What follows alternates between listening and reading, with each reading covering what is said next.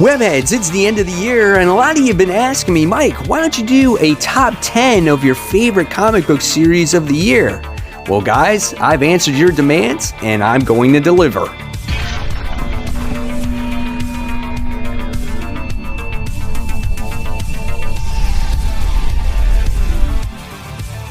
Hey, all my webheads out there, welcome back to Comic Book Corner 2.0, and fans, I am your host, Mike Spider Slayer, getting ready to share with all of you my top 10 comic book series of 2020. That's right, guys, I read 1,000 comic books a year easily, right? When it comes to anywhere between 15 and 20 titles, there are a lot of comic books, but which ones stand out the most? Well, you're going to find out right here, right now. So, at any time, guys, if you want to become a member of Comic Book Corner 2.0 and help support that channel, it's just as easy as 1, 2, 3.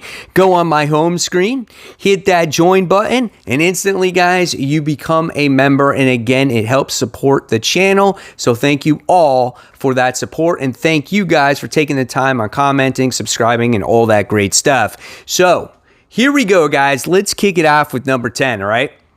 So my number 10 best series of 2020 goes to Three Jokers. That's right, guys. The only problem, honestly, with this book for me was that it's only 3 issues. I love this series. I loved how we got to see Barbara, Jason Todd, Batman going through their trauma, how these different Jokers have affected these characters throughout their years. I love seeing this mystery. I loved seeing Jason Todd getting tortured all over again. This book was absolutely outstanding. I love the writing here by Jeff Johns. Some of the best artwork of the year was in this title from Jason Fabok.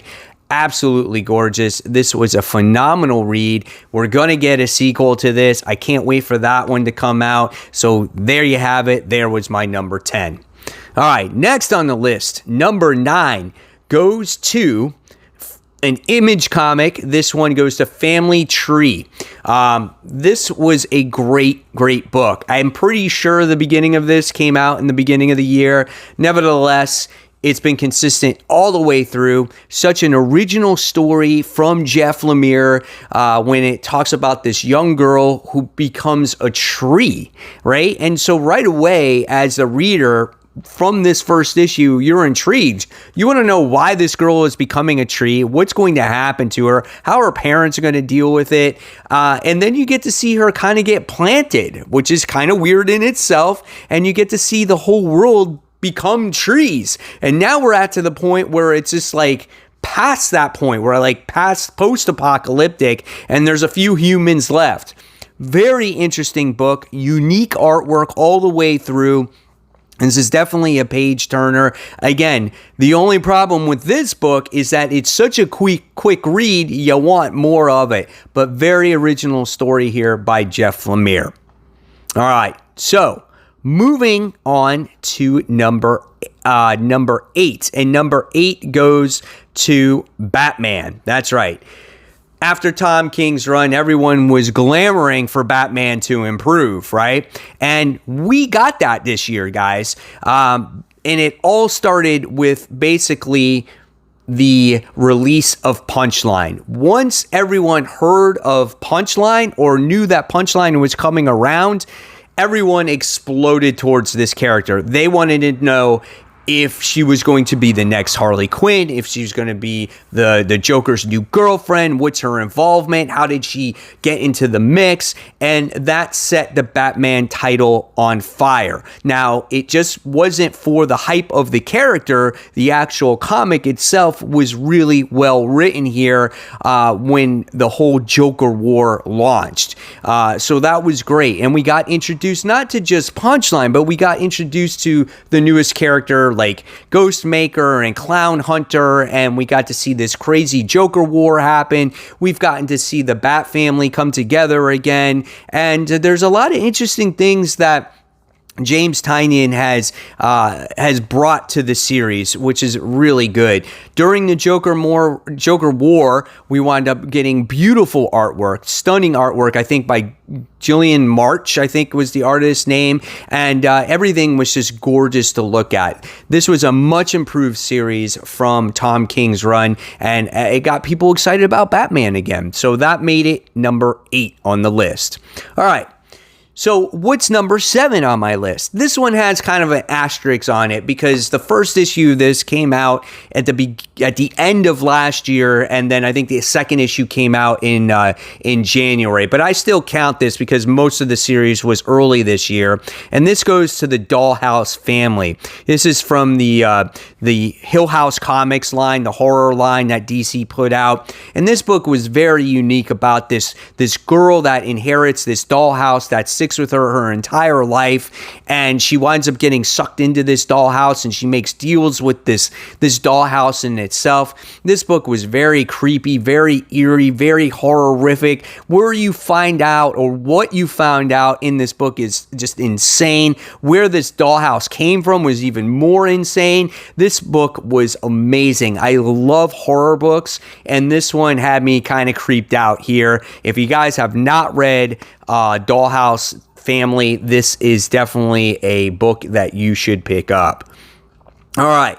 Coming in at number 6, another book from Image Comics. This one's done by Robert Kirkman and Chris Samney, and this one is Firepower. This book is phenomenal. And the way Robert Kirkman released this book is that he released the whole first thing in trade. Like, the book never even came out, but you released like a 80-page trade, and it was for like $10. And it got you to know everything about Owen Johnson and where he came from and what he's about and all those different things. He's basically a character that was trying to find out the history of his parents, where his parents came from. He wound up going to this mountain. He finds this sensei, and he's trying to learn the lost art of creating a fireball, right? And you learn everything about these characters, all of this in a trade. This was very smart because right away you felt attached to these characters, you got invested to the story, and then you released the number 1 issue on Free Comic Book Day, which was absolutely outstanding. And it made you want to read this book going forward. The artwork by Samney is beautiful, and I am on the edge of my seat when it comes to this book every single month it comes out. Now, same thing with this book. And sometimes you get not enough dialogue in the book, and there's a lot of fighting, which is really cool. But the only issue is that it's like a 5-minute read, and you're like, man, I gotta wait a whole other month for another issue. Great book, though. And if you like martial arts, this is definitely a book for you. Okay, guys, so let's move on to number 5. And number 5 goes to The Immortal Hulk. Now, this series may not be as strong as it once was in the past. However, for me, I've still really enjoyed it, especially since the leader has made it onto the scene here. He's gone into the mindscape of Banner. He's killed Banner. He's destroyed the Devil Hulk. There's only a couple versions of Bruce Banner mindscape that's left. The book's artwork is really the standout here. It's so horrific. It's so gory. There's some things that I can't believe an artist can even draw. The transformations of the Hulk are beautiful. And so, again, this book might be a little bit of a stall right now, but nevertheless, when it hits hard. And we're getting towards the end of this book, coming towards the end of 2021. That's when this book will end. But until then, this book is on the top of my list. All right, so moving on to number 4. This goes to Daredevil, and I've given you, the viewers, all the credit in the world for letting me have the opportunity to read this book. You guys always recommended it to me. Mike, you got to read Daredevil. Mike, are you crazy? Are you not reading Daredevil?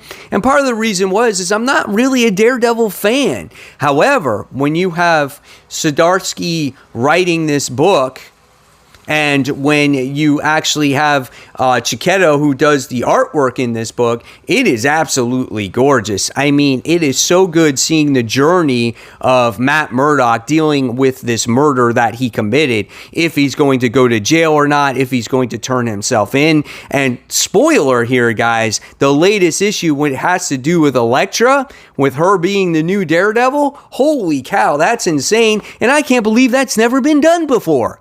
That is crazy, and that just adds a whole other element to this book. So check out Daredevil if you haven't yet. Great, great read. All right, so now we're moving on to the top 3 comic book series of 2020. And my number 3 goes to Venom. Venom is so good. Donny Cates has added a whole other layer when it comes to the character of Eddie Brock, right? He has a son now. He's got this whole godlike creature by the name of Null that, is in control of all the symbiotes, and he's taking over the world. And who would ever think, or who would ever thought that we would get that from a Venom book? Venom was just the basic enemy of Spider-Man, just a reporter who became a loser, and then he was an anti-hero, right? And that's kind of all he's been. He's been a space knight, right? But Donny Cates took it to a whole other level and just added so much, and it gave Eddie a reason to fight because of Dylan, right? And recently he wound up going to a different Earth, and we got all kinds of other secrets revealed there as well.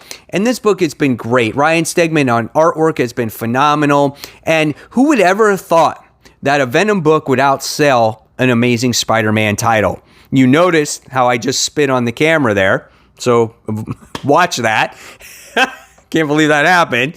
Anyway, it outsold an Amazing Spider-Man book. And you notice how Amazing Spider-Man did not make this list yet, right? Will it make the list? Probably not. So Venom outselling Spider-Man. I think it's a better book. Great story right now with King in Black. Check it out if you're not reading it. All right, so next, moving on to number 2 on my list for 2020. This one goes to Red Mother from Boom Studios. You guys see this every time on my top 10 most anticipated comics, right? Red Mother. What is this book about? What is it about? Why should I pick it up? This book is awesome. Again, we talk about horror books. This book has a horror feel. This has a mystery feel. This has a supernatural feel. It has all those elements, and the artwork is beautiful. This is about a girl by the name of Daisy who winds up getting mugged. Her boyfriend gets killed. You don't know what happens to her. She loses her eye. Ever since she gets a prosthetic eye and this event has happened, she has seen red. Why does she see red? You'll find out when you read the book. But we're at the very end of this series, right? The last issue is coming out very soon, issue 12. This book has been absolutely phenomenal all year round. This is definitely a recommend read. Go out, buy the trades, guys. I tell you every time, and it made my top series of the year. All right, so there you have it. There are the top 9. So which book makes my number 1 series of 2020? Well, it's another Donny Cates book, and this one goes to Thor. Thor is absolutely awesome. I am not a fan of Thor. If you guys have watched my channel for a long time, and I've been on YouTube for 10 total years between 3 separate channels, and this one being the most consistent out of all of them, Thor is not my guy. But Donny Cates made Thor into a very interesting book, and he makes it where it's almost like an independent feel, right? With the artwork from Nick Klein, and everything about it is awesome. Seeing Thor as the king, dealing with this whole Black Winter thing that happened in the beginning, Galactus getting destroyed. Now we have Donald Blake back in the mix, and Thor's trapped in a different reality. How are our heroes going to handle this? And a lot of you guys are saying out there that this is going to cross over to King in Black, because Thor is not in the picture right now, probably on purpose, because he can't help our heroes defeat Null. Because if there's one person that can, it's Thor. And he's in this different realm right now where Donald Blake is outside. So I'm very curious to see how Thor gets released and maybe helps our heroes against Null. But overall, the writing of this book has been great. I've enjoyed the artwork. It's a must read in my pile each and every month. And this is my number one comic book series of 2020. So guys, there you have it. Is my list. I want to hear in the comments below. Fans, what are your top 10 series of the year? Hopefully you guys enjoyed this. Again, this takes place of this week's top 10 most anticipated as we're winding down the year. Everything's going to start over again next year. And if you like this content, give it a thumbs up, subscribe to the channel. Don't forget to hit that bell. I'll leave you more content right here. Until next time, webheads, this is Mike Spider Slayer signing off. And thanks for watching, everyone. Take care. Bye.